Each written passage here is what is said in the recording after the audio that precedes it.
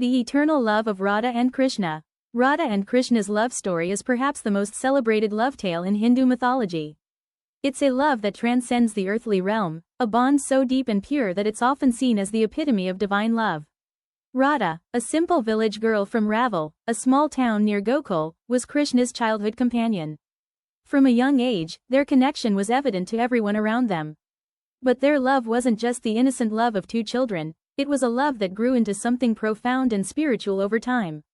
Radha's love for Krishna was not merely romantic, it was a form of devotion, the ultimate surrender to the divine. Krishna, with his flute, would play melodies that enchanted not just Radha, but the entire universe. Radha, on the other hand, symbolizes the soul's intense longing for the divine. Their love was never about possession, it was about union. Radha and Krishna's love was so powerful that it transcended time and space, making Radha an integral part of Krishna's very being. But what makes their love so special? It's the idea that Radha and Krishna idol were never officially married, and yet, their bond, which is said to be a union of Atma, soul, and the Paramatma, divine, is celebrated more than any other. It's a love that shows us that true connection doesn't need societal validation. It's beyond rituals and ceremonies.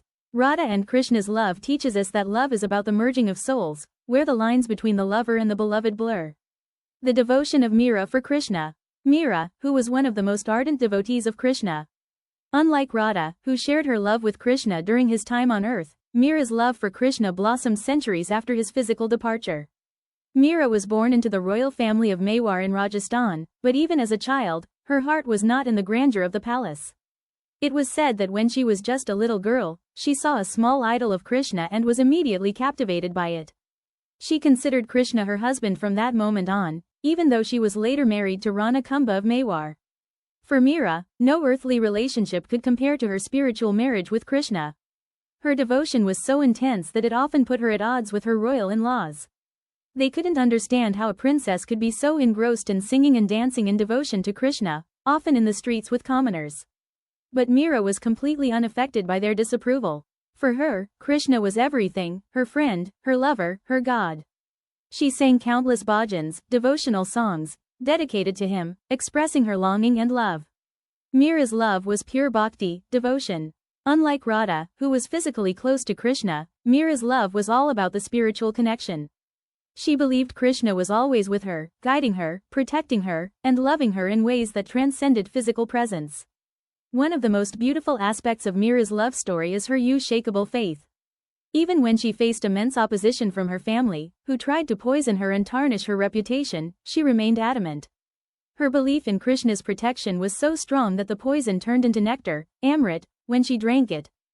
Comparing the love of Radha and Meera. Radha and Meera's stories, while centered around the same divine being i.e., Krishna, offer us different perspectives on love. Radha's love is more about union and partnership, while Meera's is about devotion and surrender. Radha's love is often seen as a reflection of the soul's longing for union with the divine. It's about the joy of being in the presence of the beloved, of playing and dancing together in the forests of Vrindavan. Radha teaches us that love can be a form of worship, where every moment with the beloved is a celebration of that divine connection. Meera, on the other hand, shows us the path of unwavering devotion. Her love was not about being with Krishna in a physical sense but about being with him in spirit. Meera's life teaches us that love doesn't always need the presence of the beloved to flourish. It's about faith, about knowing that your beloved is with you, guiding you, even if you can't see them. Both Radha and Meera embody different aspects of love, Radha, the joy of union, and Meera, the strength of devotion. Together, they represent the complete journey of love, showing us that whether it's through union or devotion, love is ultimately about connecting with something greater than ourselves.